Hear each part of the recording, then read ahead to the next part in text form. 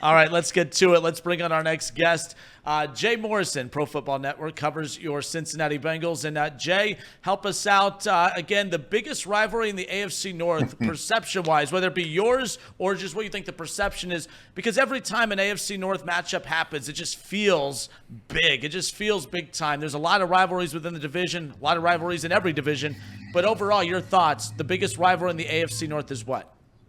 Yeah, for me, it's Steelers-Ravens still. I mean, they've got more titles, division titles and Super Bowl titles than any. I mean, the Bengals and Browns don't have. The Browns don't even have a division title.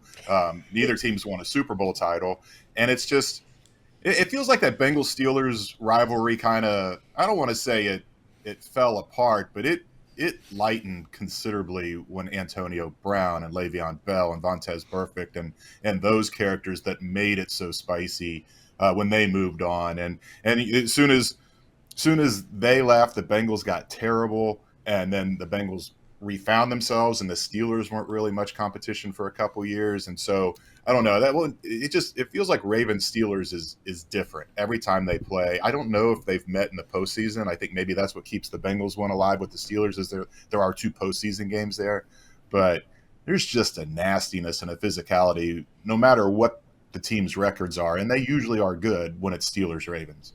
Yeah, I mean, again, the Steelers-Ravens, two teams, have a Super Bowl history. Obviously, that's what separates them from the two Ohio teams. Obviously, the Bengals have put themselves in that Super Bowl conversation, getting to one recently as far as that's concerned. But the Steelers-Bengals, when that gets brought up, I remember years ago when I was just starting, I was doing a show with Keith Byers, and him and we had Jerome Bettis on.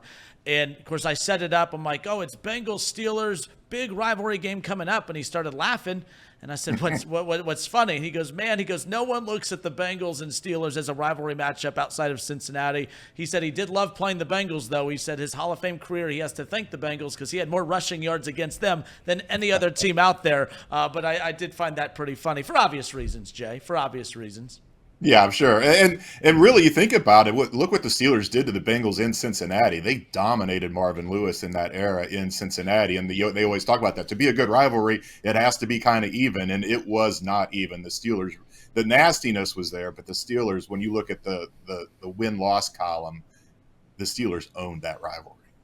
Jay, sticking with this too, because the one thing I've really wanted to, as a Browns fan living amongst all these Bengals fans around here, I really cannot wait for that time that the Bengals-Browns do cross paths in a postseason matchup, because we're talking about all the rivalry, the perception of rivalries within the AFC North right now. Does that have the potential, if the Browns ever get on a consistent level enough to compete with the Bengals and the Ravens, at that high level right now, does that have the potential to be the biggest rivalry in the AFC North, especially because they're both in the same state, obviously, and competing for a common goal, getting to a Super Bowl?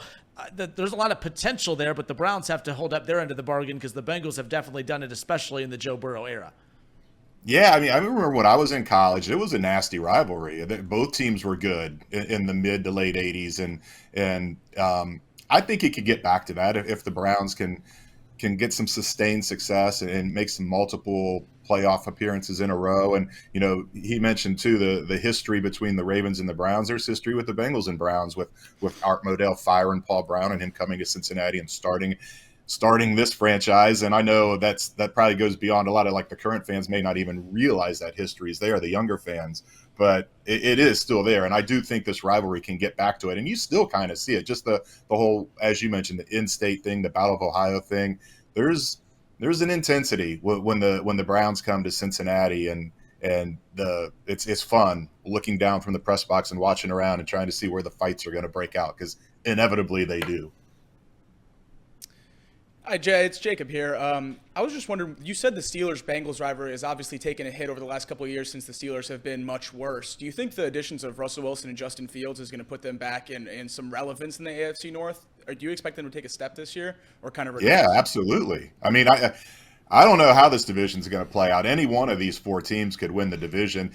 They could all go 3-3 against each other. I mean, it's going to be a bloodbath like it was last year. And first time since 1935 the division had every team over 500. I don't know if we're going to see that again, but I mean, if Pittsburgh can figure out the quarterback part of it, they're right. It's kind of like them in Cleveland. They have good rosters, they just have these questions at the most important spot.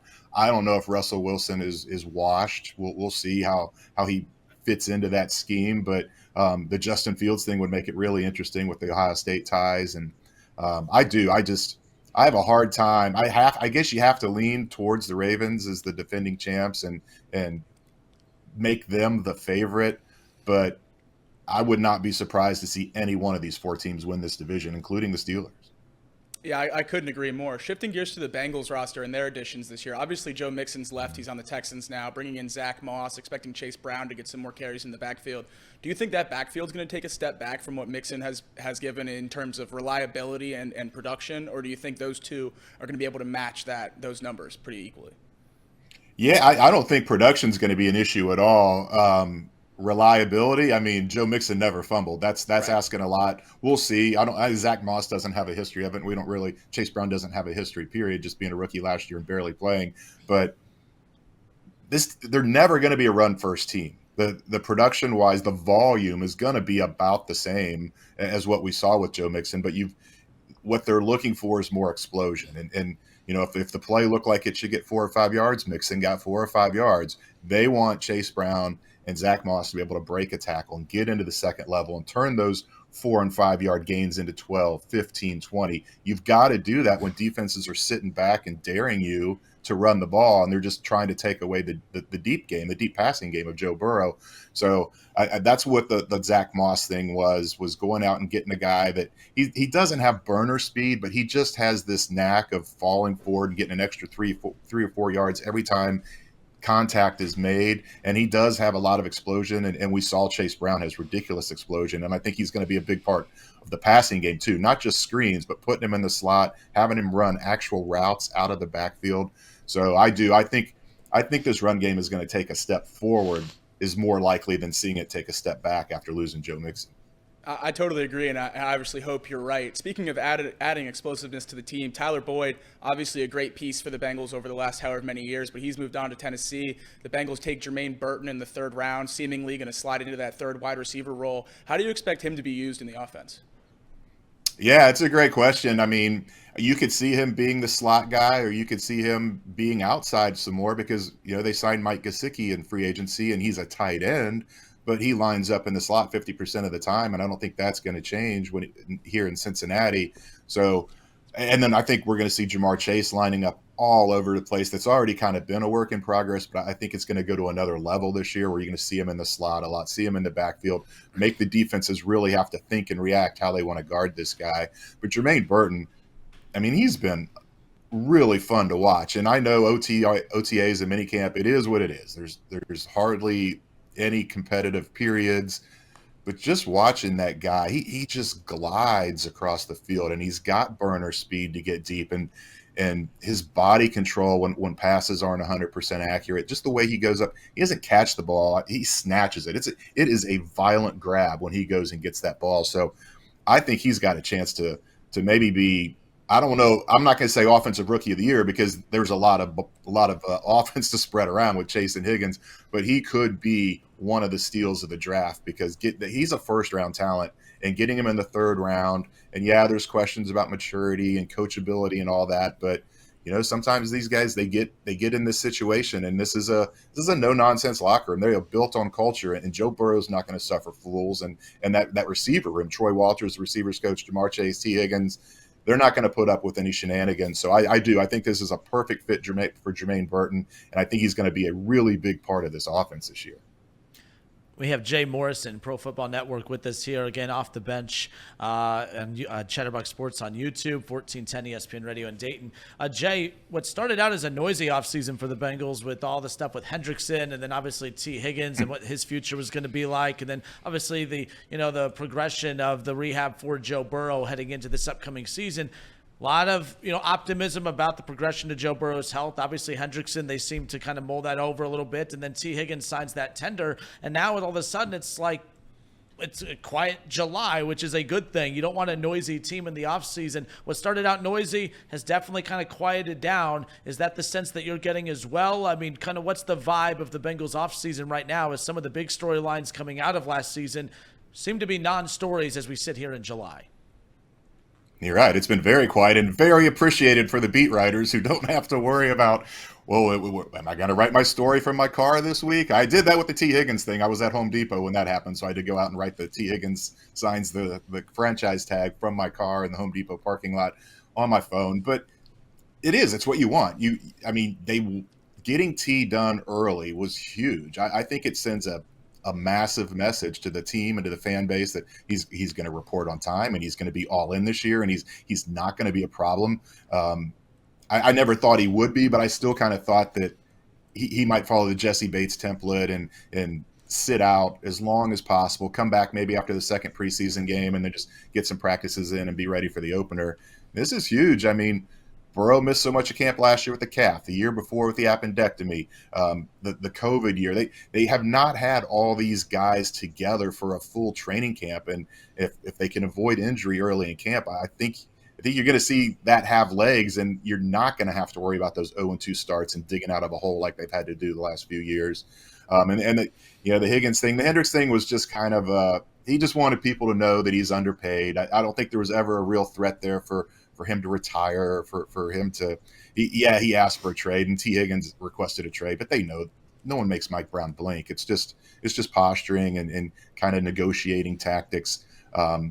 I think both those guys, Hendrickson and Higgins, are going to play their butts off this year and try to earn themselves some more money. Hendrickson still has a year left with the Bengals, but I think this is going to be the last ride for T. Higgins. The big question here is Burrow. I mean, he looked great early in the offseason. He was zipping the ball, great velocity. The accuracy was there that we've become accustomed to. And then it kind of dialed back, and he wasn't even throwing the ball at full speed in minicamp. And he talked about just trying to be smart with it and not force through anything like he did with the calf. Don't know if it's the wrist is bothering him, or if he is just being smart and seeing that the break was coming and he just kind of throttled down. And we'll see. It's going to be really interesting to see how he looks early in camp because, like I said, they haven't had all these guys together for a full camp. They need Joe Burrow out there throwing the ball the way he's capable of.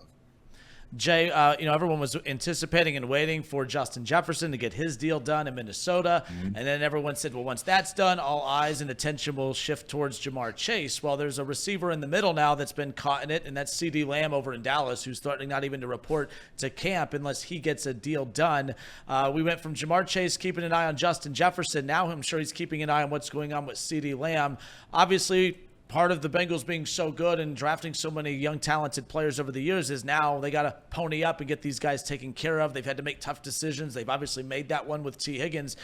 But in essence, knowing that they have to take care of Jamar Chase, how do you anticipate the progression of this negotiation going? Is there a chance that this can get a little dicey? Do you see this being a smooth negotiation? Where do you see any potential hiccups, if there are any, as far as getting Jamar Chase taken care of? As now that some of those other storylines are in the past, now we shift our attention towards that negotiation, which will be big, building around the future of this team. Yeah, they're going to get Jamar done. It's just a matter of when. I guess the hiccup would be what the guaranteed money is. I don't know that he's going to get $110 million guaranteed like Jamar or like Justin Jefferson, but I could see him leapfrogging Justin Jefferson in terms of average value per year, $35 million. Maybe the Bengals go $35.1 million for Jamar so he can say, I am the highest paid. I don't think CeeDee Lamb's a factor in this. I think he's going to get paid. I don't know how his situation is going to work out, but I don't think he's going to get Jamar. He's going to come close to topping Justin Jefferson. I can't get those guys straight. So the thing is, Jamar is in no hurry. The Bengals are in no hurry. The Bengals have Jamar on the final year of his rookie deal this year, and they've already locked in the fifth-year option for 2025. So I think most likely you're going to see this get done next summer. Get past free agency, get past the draft, and really kind of dive in. I don't think they want to wait to get to the other side of that fifth-year option. They could always franchise tag him after that, but he's too important of a piece. They want him and Burrow together for the duration of their careers, and they're going to figure out a way to get it done. There'll be some give and take. It's not going to be an easy negotiation, but it does feel like a rubber stamp that at some point Jamar Chase is going to sign, and maybe it's just 3 years, and then he gets another bite at the big contract 3 years down the road. I don't know that you're going to see him go 4 or 5 that high, but at some point in 2025, we're going to be writing and talking about a Jamar Chase extension.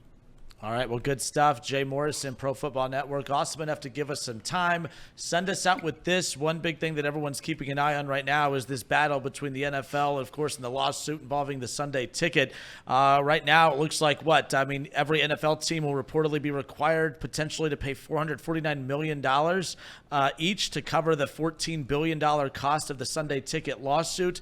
I'm not well versed on all the details of that, and maybe you're not either, but from what you know, what could that mean for the Cincinnati Bengals, all teams, but obviously from a Cincinnati Bengals perspective, how could that impact them?